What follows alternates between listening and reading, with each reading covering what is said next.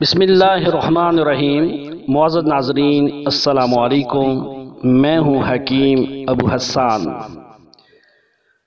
ناظرین، آج میں گہرے رنج و غم اور دکھ کے ساتھ کہوں گا کہ ملک پاکستان ممتاز عالم دین، عظیم احسان مند انسان سے محروم ہو گیا۔ استاذ محترم شیخ الحدیث مفتی محمد نعیم کے انتقال سے ملک ایک مذہبی رہنما سے محروم ہو گیا۔ پوری زندگی دینی تعلیم اور درس و تدریس میں گزاری استاذ محترم مفتی محمد نعیم نے بین المسالک اور بین المذاہب ہم آہنگی کے فروغ کے لیے قابل تحسین خدمات انجام دی۔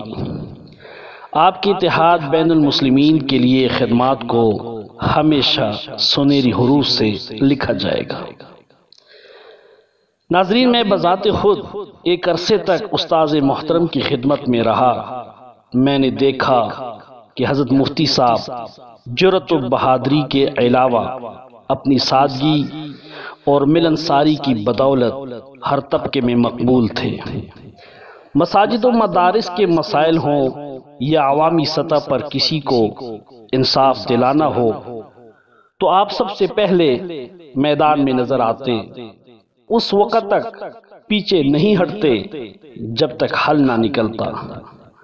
آپ نے مختلف پلیٹ فارموں اور مختلف جہتوں سے اہم خدمات انجام دی۔ میں نے ذاتی طور پر دیگر اوصاف کے ساتھ ساتھ آپ کی سادگی کا خاص وصف دیکھا۔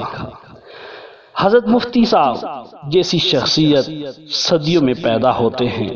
انہوں نے دینی و علمی خدمات کے گہرے نقوش چھوڑے ہیں جو ہمیشہ یاد رکھے جائیں گے۔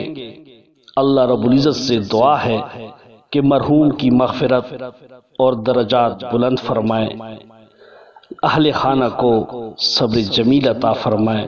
انا للہ و انا الیہ راجعون۔